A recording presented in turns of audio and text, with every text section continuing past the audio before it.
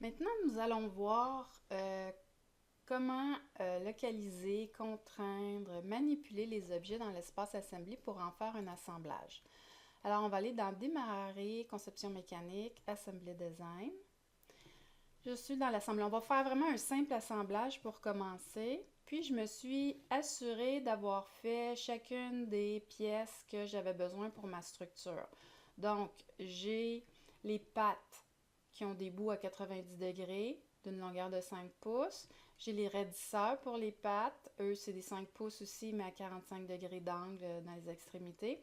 Puis j'ai des longs tubes pour la structure à mettre direct sur mon modèle de longueur de 30 pouces. Fait que je vais y aller avec ça.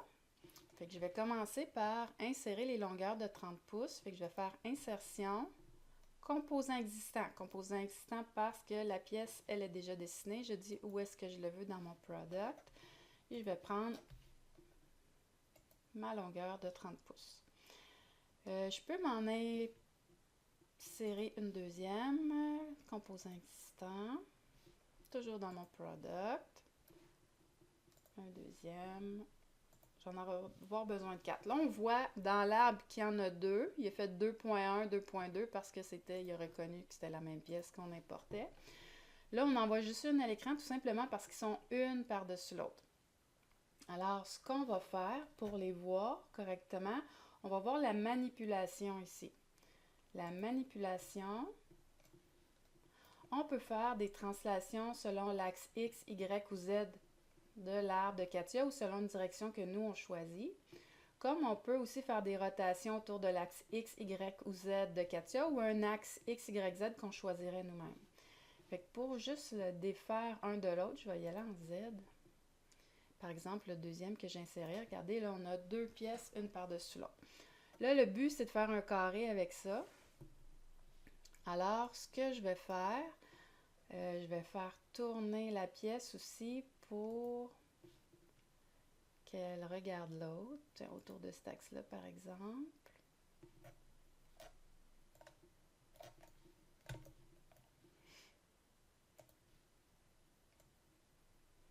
Peu importe quel coin.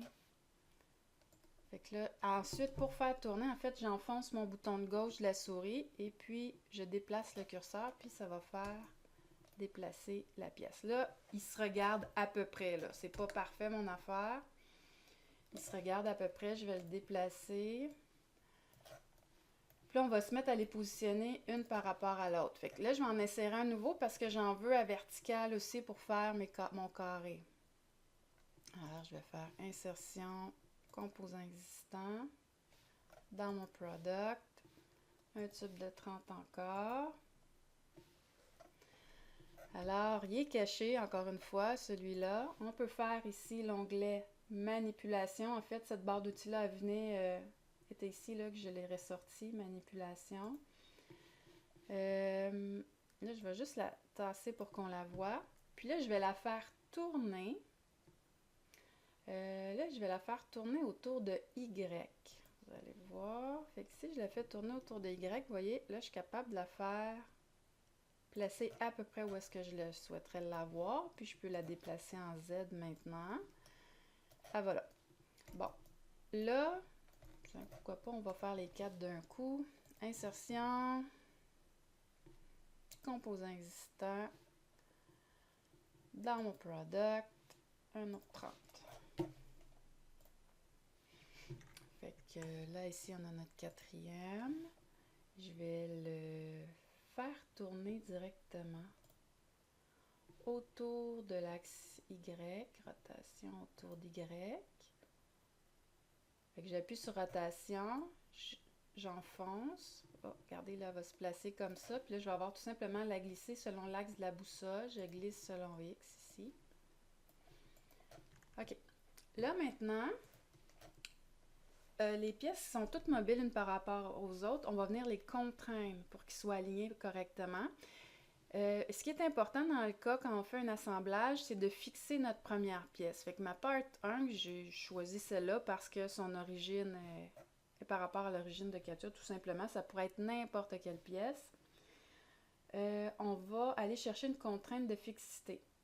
Fait que fixe un composant. Ça, c'est une autre barre d'outils que j'ai sorti du côté. C'est les deux qu'on va se servir le plus, en fait. Fait que c'est la seule fois, c'est la première pièce d'un assemblage qu'on peut faire un composant fixe. Alors, on voit ici contrainte. On a mis une contrainte de fixité. On l'a mis sur cette pièce-là. Là, ensuite, on va venir coller chacune des autres pièces à celle-ci. Par exemple, on peut commencer par celle-ci. Ce qu'on va faire, par exemple, on va faire un contact entre la surface à 45 degrés des deux tubes. Donc, ici, on va faire contrainte de contact. Là, on va... elle positionne le composant fils relativement à un autre composant. Parfait. On peut ne plus afficher ce message, c'est correct. Ils vont venir le positionner ensuite. Fait qu'on prend cette face-là et... Là, il va falloir tourner. Des fois, il faut grossir pour aller faire des bonnes sélections. Cette face-là. Là, on voit la contrainte est là, puis on voit une petite tornade dans l'arbre. Donc, ici, on a une petite tornade. On fait... Attends, je vais faire comme si on pouvait tout voir. Je vais faire mise à jour. Puis, qu'est-ce qui s'est passé? C'est que, bon, ici, mon composant est fixe. Fait que c'est sûr que c'est pas lui qui va bouger. Puis là, ce qu'il a fait, c'est en contact les deux. Ils sont en contact, mais ils ne sont pas pile un par-dessus l'autre. Ce qu'il faut faire, vous avez vu les 6 degrés de liberté qu'il faut bloquer quand on fait de l'usinage. C'est un peu la même chose. C'est la même chose. En fait, il faut bloquer les degrés de liberté pour faire un assemblage isocontraint. Alors, ici, ce que je vais aller faire, je vais faire une coïncidence, regardez bien ça, entre l'arête qui est ici et l'arête qui est ici. Fait qu'il va venir s'aligner correctement. Je n'ai pas besoin de le glisser pour tout de suite. Alors, je vais faire contrainte de coïncidence. Ça pourrait être deux axes, mais là, je vais le faire avec deux arêtes entre ça. Ça, c'est supposé de se regarder. Et on fait la petite tornade pour la mise à jour. Alors, on voit, ça nous semble super bien placé.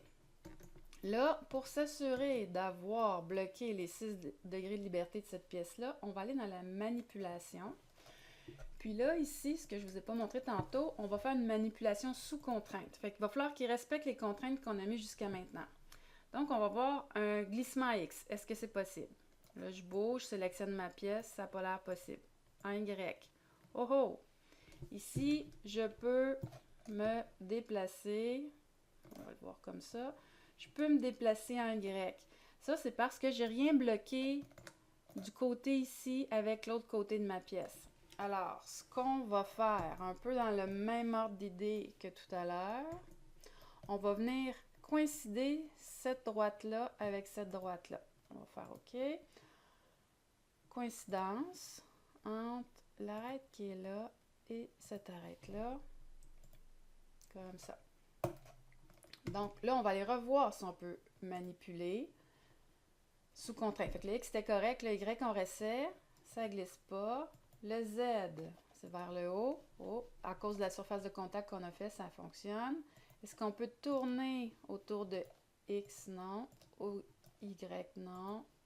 Z, non. Donc, quand c'est sous contrainte, si je n'avais pas le sous contrainte, je pourrais venir déplacer la pièce. Là, je fais OK. Là, ma pièce est déplacée, mais si je fais mise à jour en bas, la pièce va se replacer selon ses contraintes. La contrainte, elle reste là, même si je peux le déplacer. Bon, fait que on a placé L, l'origine de Katia est là. On refait la même chose pour les autres barres. Là, je peux faire celle d'en haut ici. Je vais la déplacer selon Z pour que ce soit plus proche, que je vois mieux ce que je fais. Alors, je vais faire une contrainte de contact. Face, ici.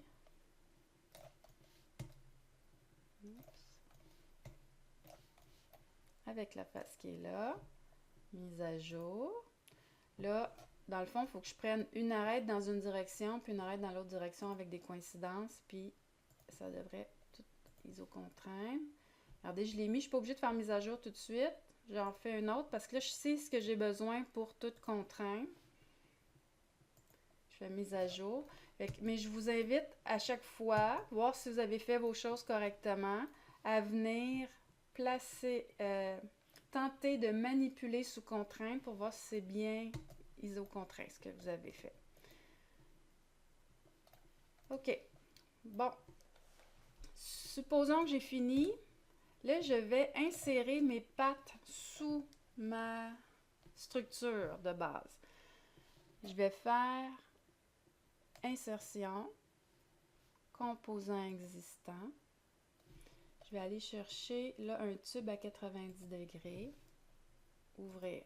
Là, j'ai 4 pattes à mettre, donc je vais aller le chercher 4 fois. Là, on voit, il est ici. Là. Quand je le prends en part, il est là. Alors, là, ce que je peux faire, en fait, c'est que je vais le tourner pour qu'on le voit correctement. Ou on peut le glisser aussi. Tiens, on va le glisser comme ça. Moi, j'aimerais bien le tourner pour qu'il soit un peu plus perpendiculaire à ma structure. Je vais tourner autour de... Je cherche. Z. OK, on va essayer ça. Effectivement, je tourne autour de Z. Là, je vais aller placer ma patte ici. J'ai déjà un coin qui est correct. Fait que je vais déplacer en translation de X, ici. Et dans l'autre direction, ça semble être Z. OK, là, ma patte est proche. Là, je l'ai déplacée correctement. Là, ce que je vais avoir besoin comme contrainte, dans le fond, c'est d'aller coller une contrainte de contact entre le bout de ma patte et ma structure, puis venir aligner, dans le fond, mes deux côtés de structure ensemble. Deux côtés de tube avec la structure existante. Donc, contrainte de contact entre le dessous et ma surface. Je vais faire une mise à jour. Elle est un peu à côté. Donc, je vais... là, c'est pas quoi, je pense que c'est coïncidence entre cette face-là et cette face-là. Coïncident, qu'est-ce qu'il nous dit? Connecté, identique, OK. On va faire une mise à jour pour voir si c'est correct. Fait que là, ce qu'il a fait, regardez, il s'est aligné avec le côté qui est là.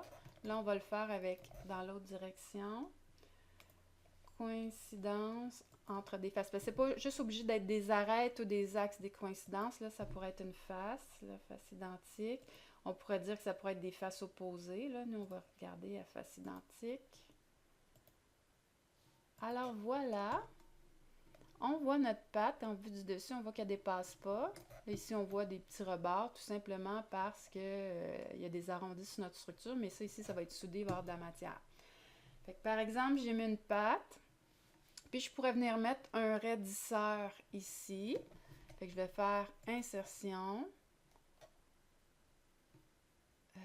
Composant existant. Dans mon product, toujours. Puis là, je vais prendre longueur 5 pouces à 45, c'est celle-là. Où est-elle? Voilà. Quand on ne sait pas où est-ce qu'elle est, c'est-tu ma dernière, celle-là? Ben oui, attendez, j'ai pas pris la bonne. Delete. J'espère que j'ai la bonne longueur. Ici. Ah! Je crois que j'ai pas la bonne longueur.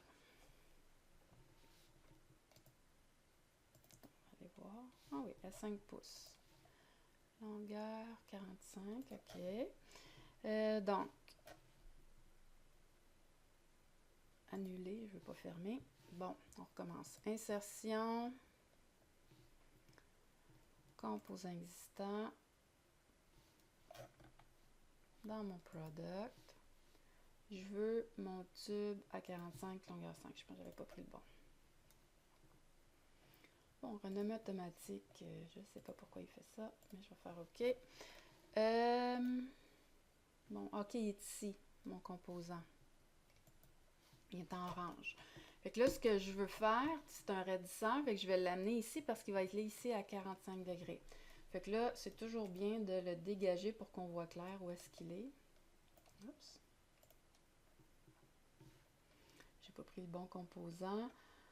On va le prendre ici, ça va être plus sûr. Puis là, je vais le bouger à la verticale dans ce cas-ci.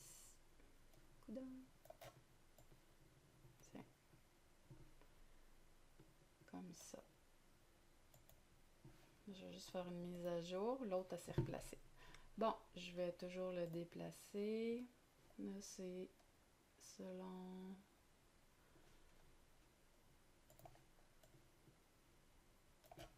OK. Des fois, la vision 3D, on n'est pas tout à fait vis-à-vis comme on voudrait.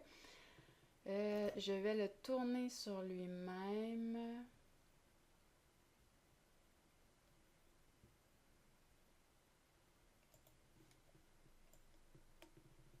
OK, là, on va prendre par rapport à un axe qu'on veut tourner.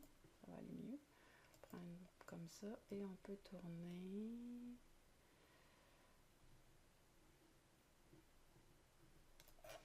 Et ensuite, par rapport à un axe plus... Si je tourne... Je vais le tourner par rapport à lui-même ici. Regardez, là, ça commence à ressembler à quelque chose. Je pourrais même faire... Là, il faut aller le placer en même temps. Là. On pourrait faire une contrainte de contact entre... Il va aller ici, puis...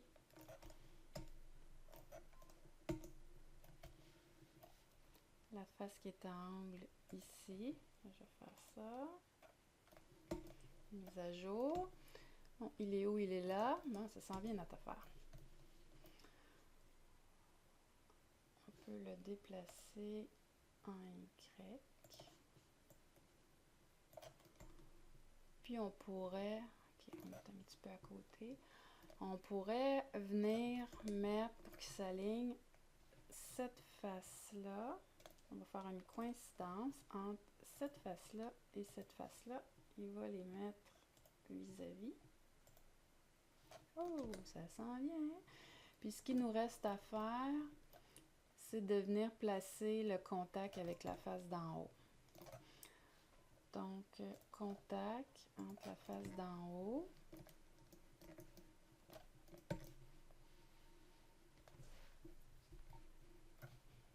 Et la face qui est ici. Et voilà, on a notre adducteur qui est placé 5 pouces.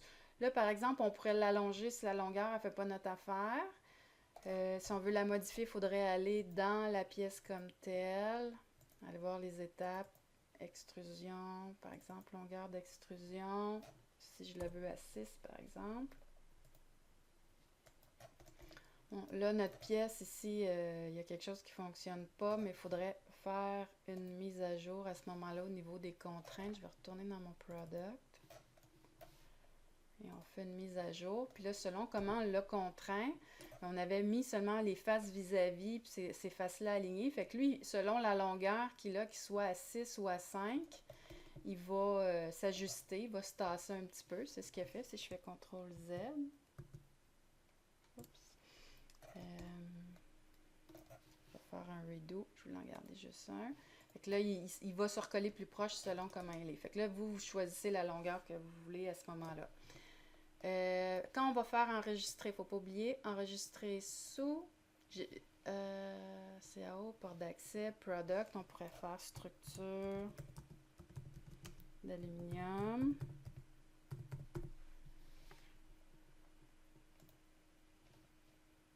Ça va entraîner la sauvegarde de d'autres documents, oui, parce qu'on a été comme faire semblant d'aller modifier une des pièces, on va dire oui. Fait que là, quand on sauvegarde l'assemblée, tout est, même les pièces qu'on aurait modifiées vont être sauvegardées. Alors voilà, vous savez comment manipuler, bouger et contraindre. Ça va être à vous de jouer maintenant pour vos assemblages.